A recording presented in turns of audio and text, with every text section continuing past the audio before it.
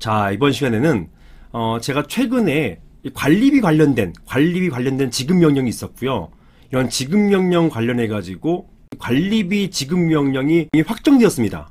확정된 다음에 종전에 이 확정된 관리비 가지고서 분쟁이 생긴 거예요. 자, 이런 사례에서 제가 승소했던 사례가 있었습니다. 그래서 이 사례를 제가 쟁점화 해가지고 여러분들께 소개하고자 이 동영상을 찍게 되었습니다.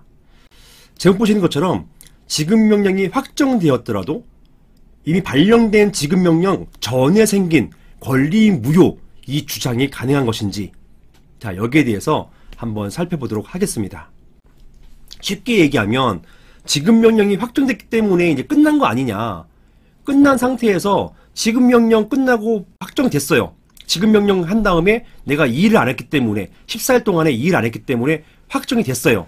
그러면 끝난 거지 않습니까? 끝났는데 자세히 보니까 지급명령에 해당되는 그 내용이 문제가 있다는 거예요. 일부가 문제가 있었어요. 이건 안 되는 건데 내가 실수했네?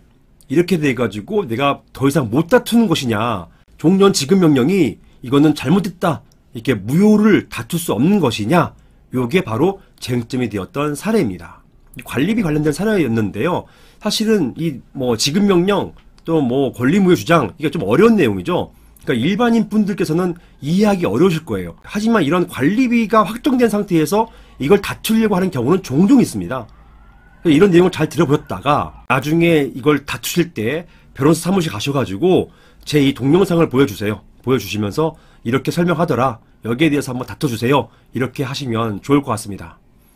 자, 어떤 내용이었는지 제가 질문을 한번 만들어 봤어요. 한번 보시겠습니다. 안녕하세요 변호사님, 저는 제가 관리단으로부터 관리비 지급 명령을 받고 이의를 제기하지 않아서 확정되었습니다. 그런데 지금 와서 자세히 보니까 근거 없는 연체료가 같이 부과되었음을 알게 되었습니다. 관리비에 연체료가 부과되려면 근거인 규약이 있어야 되는데 이 건물에는 규약이 없었어요. 따라서 연체료도 부과될 수 없는 것이었는데 연체료가 부과된 금액까지도 같이 확정이 되었던 것입니다. 자, 그렇다면 비록 지급명령은 확정이 되었지만 이제 와서라도 지급명령에서 인정된 금액 중에서 무효였던 연체료 부분을 다툴 수 있을까요? 이런 게 쟁점이 되었던 사례입니다. 이게요, 결론부터 간단히 말씀드리면 지급명령 자체를 못 다퉈요. 지급명령 자체는 더 이상 확정되었기 때문에 못 다툽니다. 거의 대법원 확정 판결처럼 굳어져 버렸어요. 못 다퉈요. 하지만 이 지급명령에 기해 가지고 압류 붙여서 경매 절차 진행한다, 이럴 경우에는 여기에서 이의를 제기할 수가 있다. 이게 바로 이 사안에서 연체료를 다툴 수 있는 유일한 방법에 해당됩니다. 그게 무엇이냐, 제가 한번 자세히 설명을 드려보겠습니다. 먼저 관련된 법부터 보실게요. 제가 이 법을 보는 이유는요, 지급명령이라는 게 있고 이 지급명령이 확정이 돼버리면, 이의를 하지 않아서 확정이 돼버리면 사실은 끝난다는 말이에요. 대법원 확정 판결처럼 끝나버린다는 것을 보여드리기 위해서, 일단 끝난다는 것을 보여드리기 위해서 이 법을 소개하는 것입니다.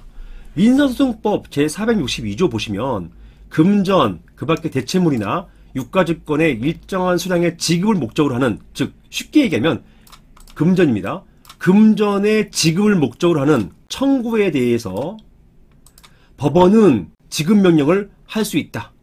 지급명령은 법원이 내리는 거예요. 어떤 채권자가 내리는 게 아닙니다.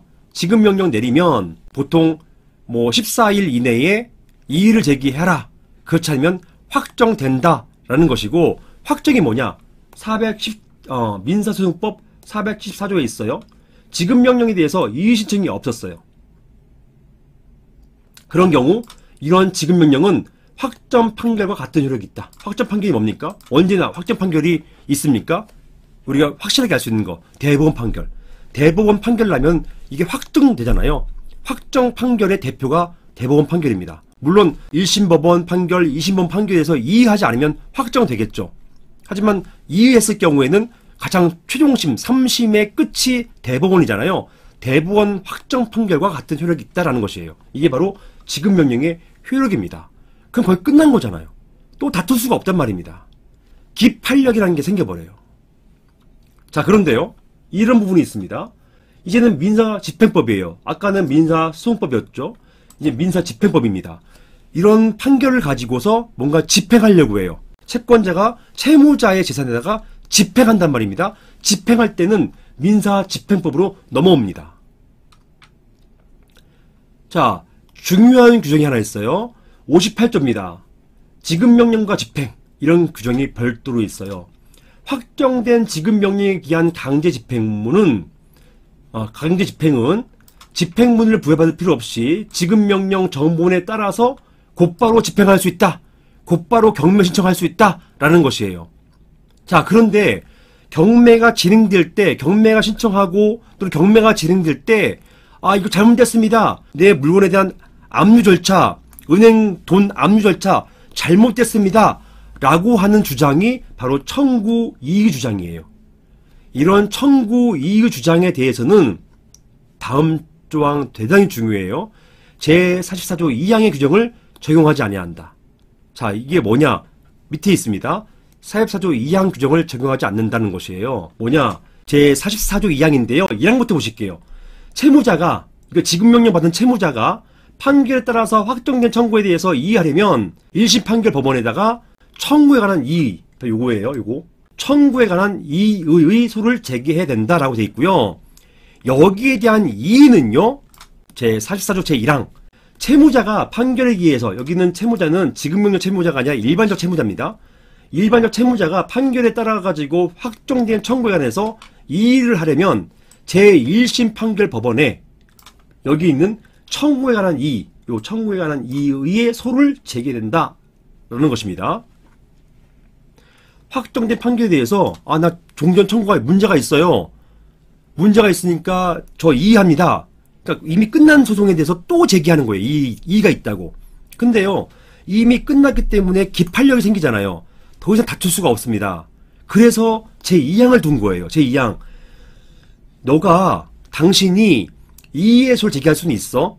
하지만 그 이의의 사유는, 그 이유가 변론이 종결된 뒤, 변론, 즉 종전 재판에서 변론이 끝난 뒤에 생긴 것이어야 된다. 변론이 끝난 뒤에 발생한 것이어야 되는 것이지, 변론하기 전에 이미 있었던 사유 가지고는 더 이상 못 다퉈. 이제 1심, 2심, 3심 끝났기 때문에 기판력 생겨가지고, 이미 판결의 효력이 생겨가지고 더 다툴 수가 없어. 더 이상은 다툴 수가 없는 거야.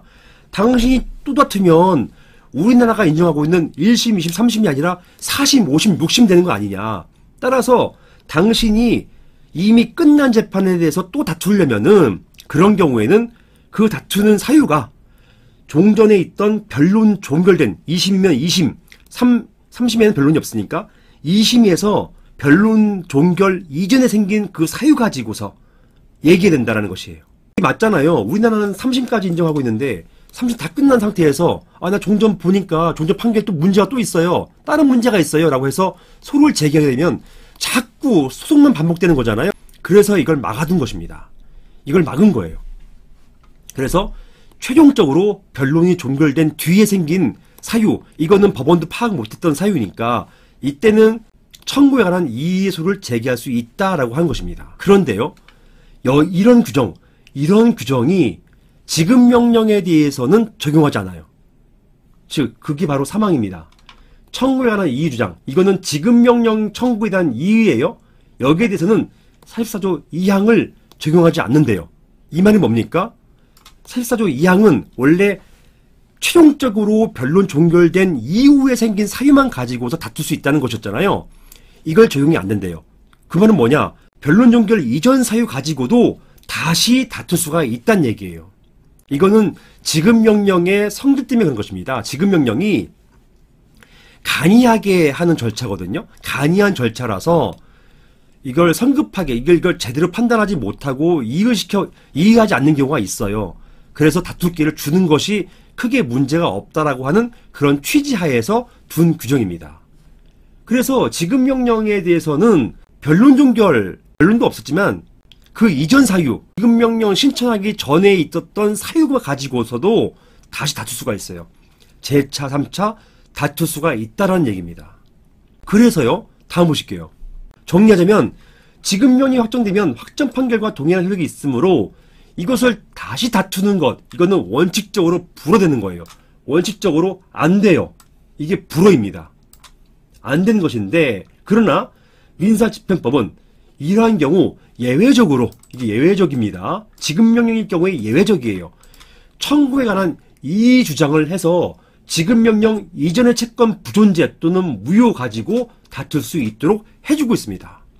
지급명령 이전에 채권이 없다던가 채권이 무효였다, 이걸 가지고 새롭게 다툴 수 있도록 해주고 있습니다. 판례도 확정된 지급명령의 경우 그 지급명령의 청구원이 된 청구권에 관해서 지급명령 발령 전에 생긴 불성립이나 무효 등 사유를 가지고서 그 지급명령에 관한 이 의회소에서 주장할 수 있다, 이렇게 판시를 했어요. 따라서 사안에서 비록 관리비에 대한 지급명령 신청이 있었고 그런 지급명령이 확정되었다고 하더라도 애당초 근거 없는 연체로 청구였던 부분이 있어서 무효이기 때문에 이 무효인 부분에 대해서는 청구 이의소를 제기해서 다시금 다툴 수가 있는 것입니다. 사안에서 마찬가지예요. 그렇게 해가지고 청구 이의소로서 다시 다툴 수가 있을 것이다. 이게 이 사안의 결론이 되겠습니다. 따라서 제목 보시는 것처럼 지급명령이 확정되었더라도 발령된 지급명령 전에 생긴 권리 무효 주장 가능하냐? 가능하다 라는 게 결론입니다. 이상입니다.